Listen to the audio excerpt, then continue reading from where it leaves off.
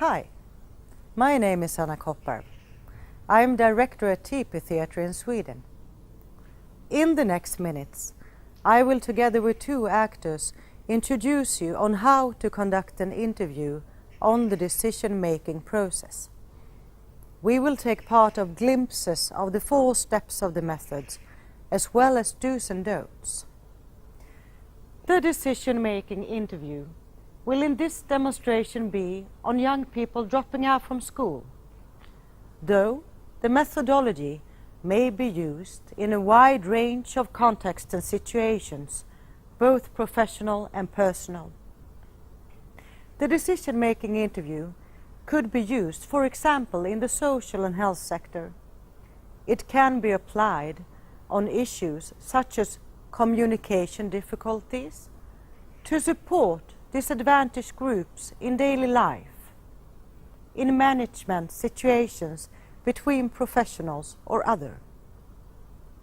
In personal situations, it could be applied, for example, on conflict in family or to increase communication between parents and teenagers. It may be used in other psychosocial issues as well. In the following demonstration, we will meet a teacher that's being interviewed about a problematic situation at school with a student.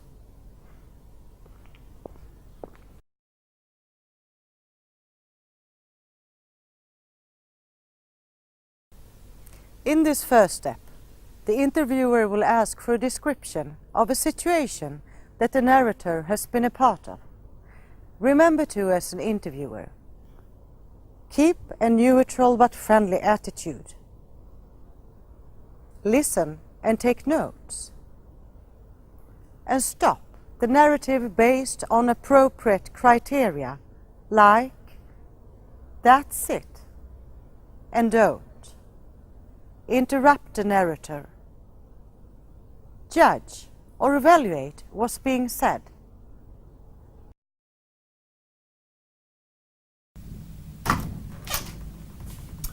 Hey, thank you.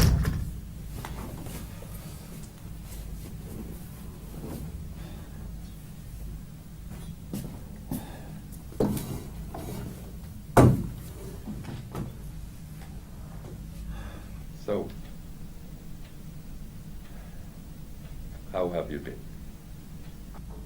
I had a horrible morning, to be honest.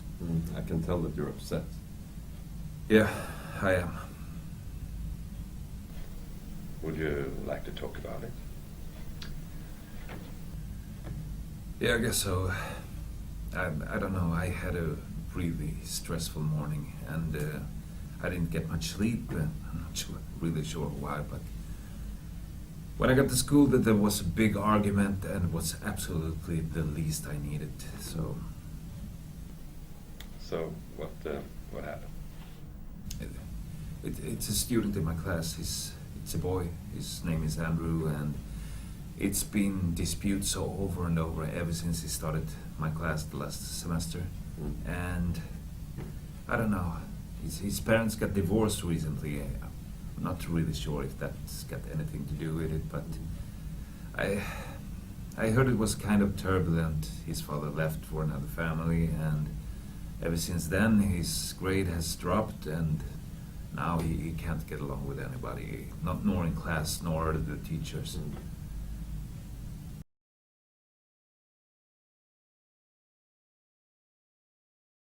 In the following, the interviewer will ask for details on how things occurred in the situation chronologically. The interviewer should try to fill out blanks in the narrative by using questions like what, where, and then. The interviewer should also try to identify action verbs. These action verbs are being used later on in step 3. Action verbs could be word acts like I said, I showed, I asked.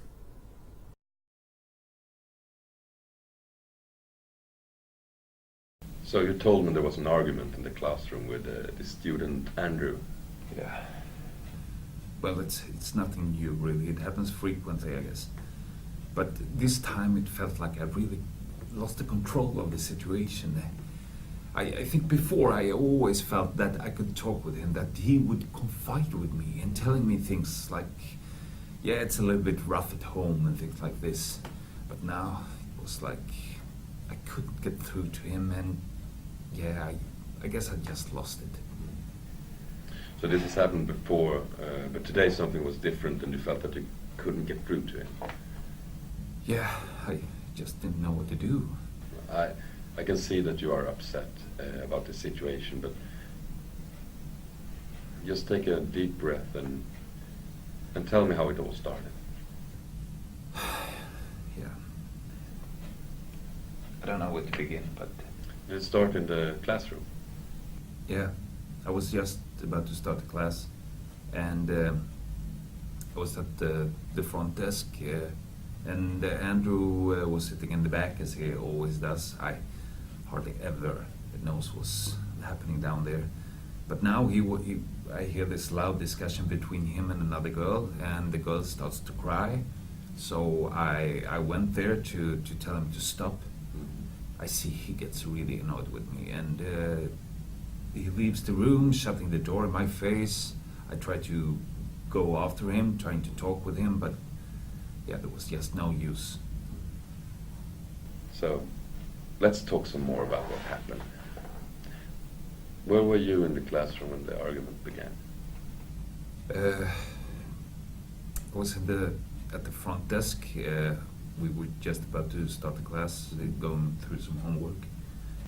So you told me before that it's hard to see what happens in the back of the class from the. But what did you see happening from where you were standing? Although there was just so many things going on at the same time. How many people were involved? It was Andrew and Natasha, and there was also some other students, but they were kind of backing off because actually I think that Andrew was pushing Natasha, and yeah, I couldn't see exactly what was going on, to be honest, from where I was standing. So you were standing in the front of the classroom and you see him, Andrew, pushing her. Yeah, I guess so. So was anything being said between them while Andrew pushed her? I think so, but just the act of pushing her, it seemed so violent for being him. But I also think he said some bad things. What was he saying? Yeah, he was calling her retard, and yeah, for me that's completely unacceptable. So, just as I understand you, after he pushed her, you say that he called her these things. And after that, and before you went up to him, anything else happened? It's hard to remember really, but it's understandable. She started crying, and when she started crying, I saw that Andrew was about to leave the room, and so I stopped him halfway. Andrew was in the back, was just about to leave the row in the back, and so I told him to stop this immediately. And what was his response? I'm not sure, really. Did he say something? No, he kept quiet. I think he was startled. I was actually quite shocked myself of how angry it came out. Well, then what happened? I told him that the two of us should go and speak separately to discuss what had happened. I also told the other class that they could continue to work on their own, and yeah, then he left, shutting the door in my face, and I went after him, and yeah, we went to another room. What kind of room was it? It's like a chat room in school. Okay. So did anything else happen between you leaving the classroom and entering the chat room? No. We both kept quiet. He just went along a few meters behind. So you got to the chat room, and then what happened? We kept talking for a while without getting anywhere. How did the conversation start? It was a bit tentative. Who started the conversation? I guess it was me. I said something like, yeah, you know, pushing someone is an act of violence and it will never be accepted at school. And also I said something like, do you realize that the way you express yourself may hurt other people's feelings? So what did he say? He said I should care, or I didn't understand that I should back off. What was your response? I said, why do you do this? And he said, why do you bother?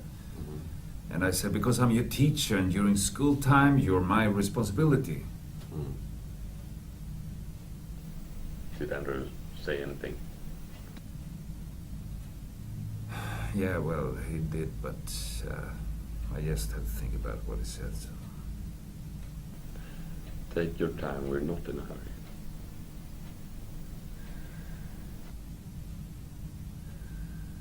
Yeah, he said something like, why do you care, you know? And I said, you know, I just want to talk. And then he looked really bothered by me, and he said, okay, then talk then if you want to talk, and I could care less. What did you see? Well, he got up from the chair, and I told him to sit down again so we could continue the discussion. And I also tried to calm the situation down, because saying something like, you know, it's okay, I just want to talk about what happened. But he was really at his wits. He was throwing the chair down onto the floor and screaming, you know, you don't know anything, any of you, and then he left the room. And yeah, I was just sitting put. I didn't know what to do from there.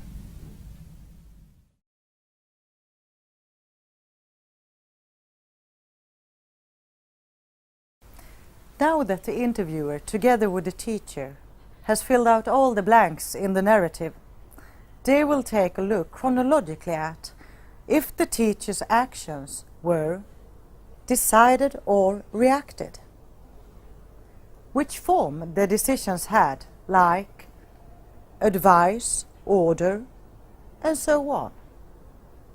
Also, which effect the decisions had on all the elements in the situation. And finally, they will look at what strategy the teacher had while making all the decisions in the situation. Remember to keep in mind the importance of the good relationship with the interviewer, and to reduce the feeling of guilt which is common in this situation.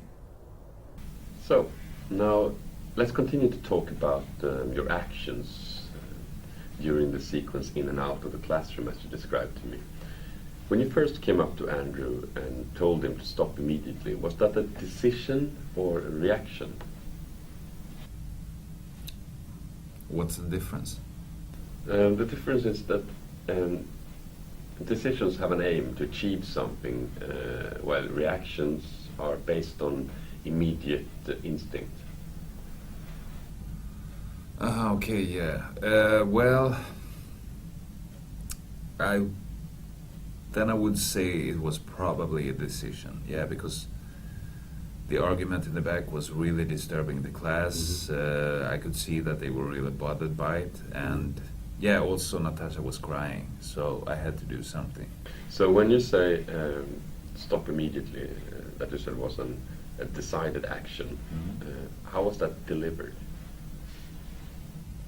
I'm not sure what you mean. Do you mean like I spoke it out loud, or? You could say that when you tell Andrew to stop immediately, you do something more than just speak the words. You could, for example, by saying that, either evaluate what he's doing or advise him how to change the way he acts, or order him to change his behavior at an instant. Okay, yeah. So, based on that, when you tell Andrew to stop, what are you doing more than just telling him the words? I think I tell him that his behavior is not okay, that it has to stop. When you tell him that his behavior must end, what are you doing? Yeah, I guess I blame him. Telling him to adjust and, yeah, that's probably what I do, but I don't know, ordering, it sounds so rough. It's all okay. I'm not here to judge you. Let's just discover what happened. But it was hard, the way I did it. Mm-hmm. But what you're feeling now is, and experiencing it now is all normal. It feels good to know. Let's just focus on what happened, okay? Okay. So, we're talking about when you tell Andrew to adjust, and when you tell him that, what are you doing?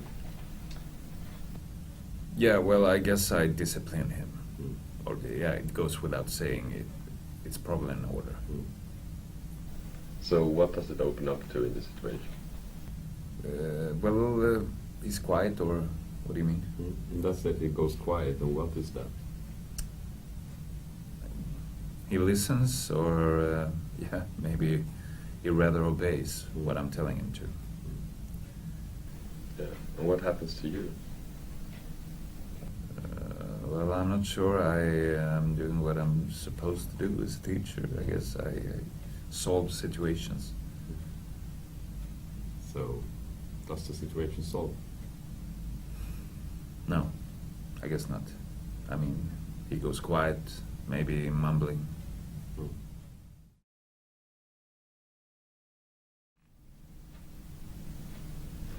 So now we've been looking at some of your actions chronologically throughout the situation. And now that we have a sample of what you recalled as decisions, we could talk about the strategies that you used for your decisions. So what was a strategy or main strategy for your decisions? Well, I'm not sure. I tried to do my job as a teacher, I guess. Should we take a look at the decisions you made? Yeah, sure. That would be good. It's really hard to remember. So.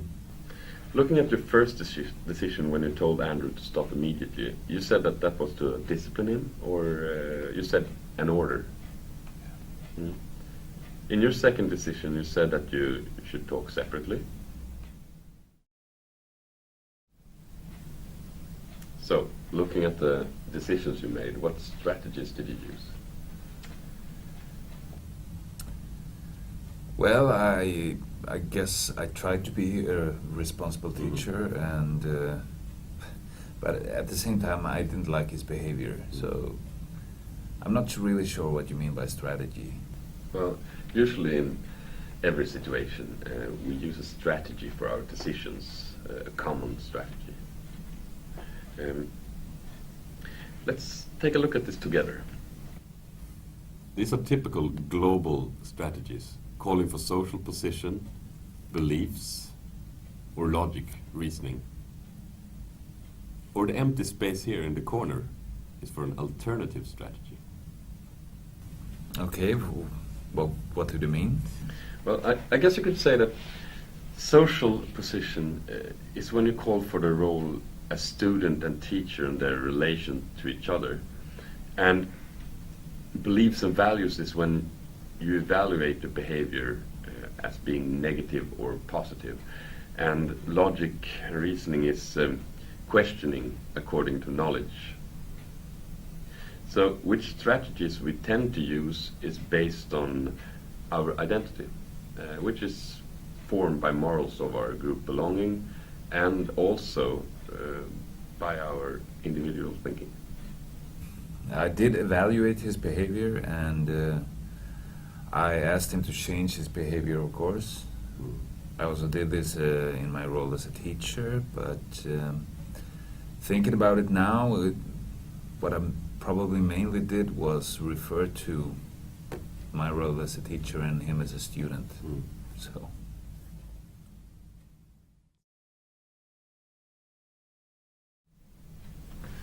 What was the result of the strategy you used in this situation? Not as I wanted. How would you have wanted it to be? I wanted Andrew to tell me what had happened, like he usually does. Did he? No, he was pretty angry at me. So what about your expectations of the strategy in this situation? To get him to tell me what had happened. Okay. So what was the result? No, he didn't. He was angry at me and he didn't want to talk with me. So yeah, there's a gap, I guess. What can you tell me about the gap between your expectations to solve the problem and the means you used? Well, I'm thinking that I should have asked him to tell me what had happened, but I just didn't listen. So your intention to listen and not doing so makes you feel guilty? Yes, because I couldn't get through to him the way I wanted to. But in this situation, you used a strategy that was known to you. You did what you could possibly do at the moment. Yeah, I guess so. But I wish I would have asked him what happened.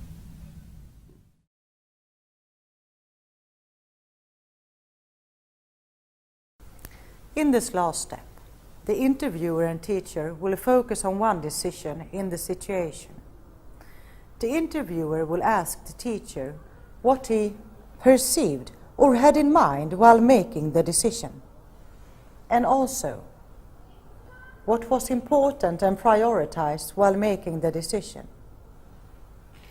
The teacher has chosen his first decision to take a closer look at, and don't continue to ask for importance before the narrator mentioned a few perceptions. In this situation, when making the decision to tell Andrew to stop immediately, what did you see? Do you mean like concretely in the room, or? Let me specify. What perceptions did you take into account when making your decision, like all circumstances in the room? What do you mean by perception?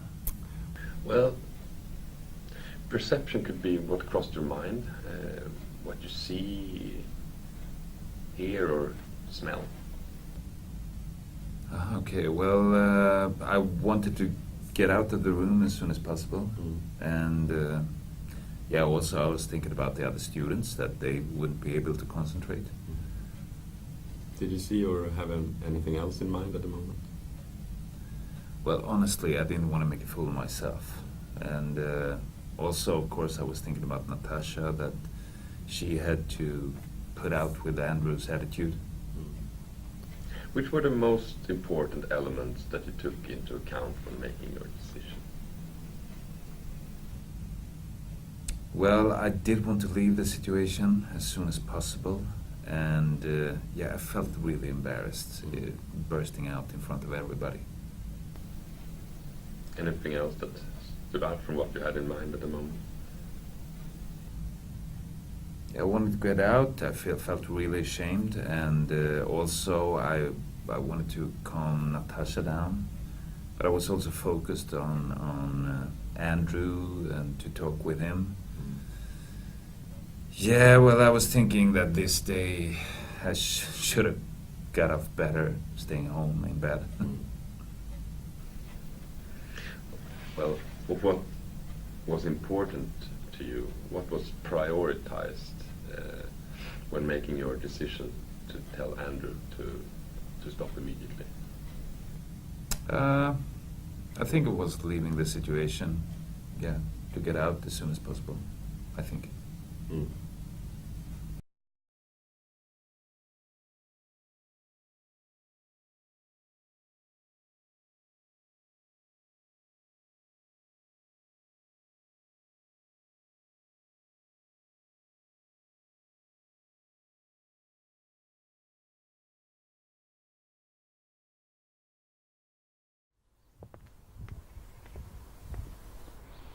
You have just been watching an introduction to the decision-making interview.